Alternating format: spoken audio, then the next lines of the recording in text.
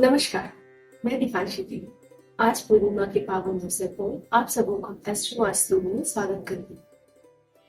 आज पूर्णिमा के शुभ तिथि पर अपने गुरुजनों, माता पिता और इष्ट की चरण वंदना करते हुए इस चैनल की शुरुआत करने गए, इससे ज्यादा से ज्यादा ज्ञान की बातें आप लोगों के साथ शेयर कर सकें। आज जैसा कि गुरु पूर्णिमा है, गुरु पूर्णिमा जैसा कि हम जानते हैं चंद्रमा से रिलेट करके देखते हैं।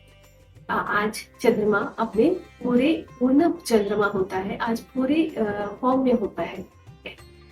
तो चंद्रमा के साथ कुछ भ्रांतियां हैं जो लोगों को कंफ्यूजन रहती है, कुछ जानकारियों की कमी की वजह से कि किस दिन पूर्णिमा की तिथि को मनाया जाए, किस दिन व्रत करना चाहिए या किस दिन स्नान दान करना चाहिए।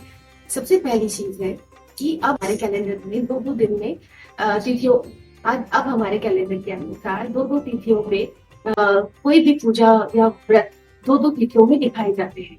तो हमें किसे मानना चाहिए और किसे नहीं, इसकी क्लैरिटी मैं आज आप लोगों को। जितने भी पूजा व्रत जब भी हमें करना होता है, हमें सूर्योदय की तिथि लेनी चाहिए, लेकिन चंद्रमा पूर्णिमा और अमावस्या के साथ ऐसा नहीं। जो तिथि चंद्रोदय के साथ में आते हैं उसी को हमें पूर्णिमा और अमावस्या के लिए लेना चाहिए। अब जो पूर्णिमा से रिलेटेड बात है कि हमें पूर्णिमा से क्या फल मिलते हैं, तो पूर्णिमा बेसिकली चंद्रमा से रिलेट करके देखा जाता है और चंद्रमा एक बहुत ही इम्पोर्टेंट प्लैनेट है। 9 प्लैनेट में सबसे ज्यादा कहा जाए हमारे मन को रिप्रेजेंट करने वाला चंद्रमा है और इसका खास ख्याल रखना चाहिए क्योंकि यह हमारे पैसे को दिखाता है, हमारी मनस्थिति दिखाता है और सबसे बड़ी बात है कि हमारी माता की स्थिति और माता से जो ममत्व मिलने वाला है उसे भी दिखाता है। इसीलिए हमें चंद्रमा का खास ख्याल रखना चाहिए। पूर्णिमा की जब हम बात कर रहे हैं तो पूर्णिमा क्यों खास हो जाता है? पूर्णिमा इसलिए खास हो जाता है क्योंकि आज के दिन जो ग्रेविटेशन फोर्स वो अर्थ के ऊपर चंद्रमा के से और जो सूर्य से भी आने वाली किरणें हैं वो सबसे ज्यादा होती है। इसलिए ये आज का दिन बहुत ज्यादा ऑस्पिशियस हो जाता है और भी ज्यादा ये आषाढ़ पूर्णिमा ऑस्पिशियस है क्योंकि आज गुरु पूर्णिमा है। आज के दिन जो भी लोग व्रत करते हैं, जो पूजा पाठ करते हैं, सत्यनारायण भगवान की कथा करते हैं, उनको समृद्धि सुख संपदा उनके घर आती है। चंद्रमा जो ये पूर्णिमा का जो व्रत होता है या पूर्णिमा जो हम कह रहे हैं, इसकी ऑस्पिशियसनेस इसलिए भी ज्यादा है क्योंकि यह चंद्रदेव से रिलेट करके देखते हैं, इसे माँ लक्ष्मी से रिलेट करके देखते हैं। इसीलिए संध्या के टाइम पे जो लोग कोई किसी भी पूर्णिमा मतलब आप साल के 12 पूर्णिमा भी अगर संध्या के टाइम पे चंद्रदेव को दिया दिखा करके अगर उसे पानी की कलश में पानी के पॉट में छोड़ते हैं तो यह एक तरह से गंगा में दीपदान के समान कहा जाता है।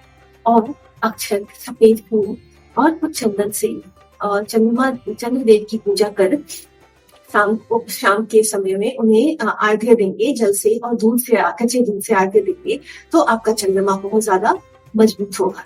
चंद्रदेव जब मजबूत होंगे तो आपके घर में समृद्धि आएगी क्योंकि यह चंद्रमा जब हम प्लैनेट से जब हम एस्ट्रोलॉजी से रिलेट करके देखते हैं तो चंद्रमा कैश को सिग्निफाई करते हैं और जब आप चंद्रमा को मजबूत करेंगे तो आपकी मनस्थिति अच्छी होगी, आपकी मामा की हेल्थ अच्छी होगी, जितने कैश से रिलेटेड इश्यूज हैं वो ठीक होते हैं। तो किसी को भी अगर कैश से रिलेटेड इश्यूज हैं तो वो जरूर इस रेमेडी को कर सकते हैं, इसे एक रेमेडी लेकर के कर सकते हैं। हर पूर्णिमा आप व्रत करें, शाम के समय चंद्रदेव को आर्घ्य, और इससे भी एक बहुत अच्छी और बड़ी रेमेडी है कि आप चंद्रमा की रोशनी में आधा घंटा 1 घंटा अगर वॉक करते हैं तो भी आपका चंद्रमा का बल बढ़ेगा और आपके चंद्रमा की कंडीशन अच्छी होगी। तो यह एक बेसिक सी रेमेडी है जो चंद्रमा और पूर्णिमा से रिलेट करके आप अपने लिए कर सकते हैं। एक बहुत सुंदर रेमेडी और देना चाहूंगी, वह यह है कि पूर्णिमा के दिन अगर आप शाम के टाइम पे खीर बनाते हैं क्योंकि चंद्रमा माँ लक्ष्मी को खीर का भोग पसंद है, तो आप अगर शाम के टाइम पे खीर का भोग लगाएं माँ लक्ष्मी को और थोड़ा सा जब आप आर्घ्य चंद्रदेव को दें उसे चंद्रमा के रोशनी में थोड़ी देर रख दें और 1-2 घंटे के बाद चंद्रमा की रोशनी में रखने के बाद अगर आप इसे ग्रहण करते हैं तो यह एक अमृत प्रसाद बन जाता है। ठीक है, इस तरह से आप चंद्रमा के महत्वपूर्ण गुणकारी किरणों के थ्रू अपने अंदर, अपने जीवन में उनकी पॉजिटिविटी और स्पेशियसनेस ला सकते हैं। अब ये कैसे हो रहा है? हम सभी जानते हैं कि सूर्य से चंद्रमा तक रोशनी जाती है और सूर्य देव में अपनी एक कई गुना बड़ी ऊर्जा होती है जो बहुत पॉजिटिव ऊर्जा है, और चंद्रदेव से जब वो रिफ्लेक्ट होकर धरती पे आता है, आप उसे खीर के थ्रू एब्सॉर्ब करके खुद ग्रहण कर रहे हो। इससे कितनी ही मेडिसिनल प्रॉपर्टीज, हीलिंग होती है।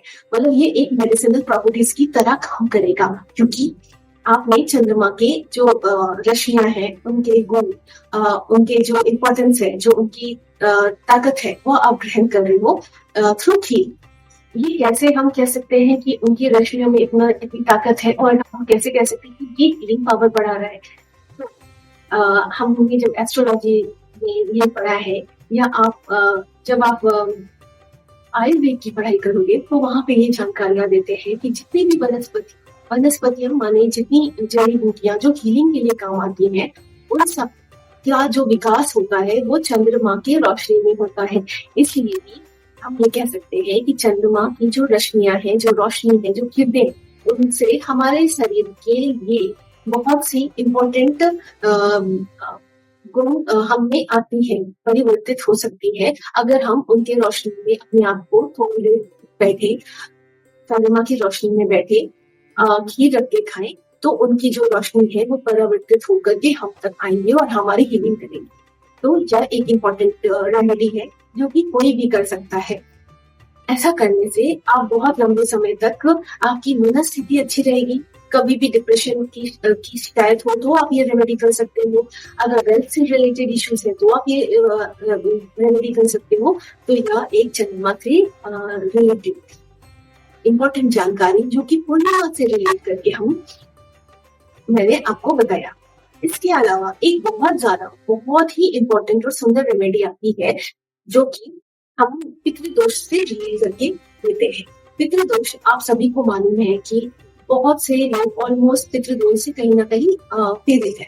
पितृदोष का मतलब क्या होता है? पितृदोष का मतलब होता है कि कुछ चीजें जो हमारे एंसेस्टर्स के किए हुए कर्म की वजह से कुछ कैरी फॉरवर्ड हो गए, या कुछ पेंडिंग कर्म है जो हम पूरे नहीं कर सके, या हम अपने पूर्वजों के लिए कुछ आगे नहीं जा पा रहे, या उनको कुछ उनके अकॉर्डिंग या उनके मन अनुसार हम कोई काम नहीं कर रहे। तो बहुत से कारणों से कुछ लोग ऐसे बनते हैं जिसकी वजह से पितृदोष लगता है। तो इसका मतलब कहीं ना कहीं पितृ असंतुष्ट है, या पितृ नाराज है, या पितरों को वो ताकत नहीं मिल पा रही। तो हमें जैसे सिखाया जाता है एस्ट्रोलॉजी में, यह बताया जाता है कि जैसे हमारे लोग जाते हैं तो वो पहले पितृलोक में जाके वास करते हैं।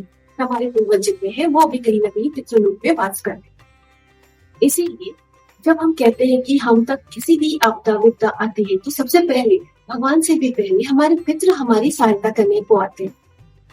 लेकिन जब पितृदोष होता है तो उनको बहुत सारी चीजें रोकती है, बाधाएं देती है। वो कहीं पे भी रहे हमारी सहायता करना चाहिए, लेकिन उन्हें कहीं ना कहीं बाधाएं आ रही है, या फिर वो कहीं ना कहीं स्टक है, या उन तक कुछ न कुछ चीजें का अभाव है, उन तक चीजें नहीं पहुंच रही।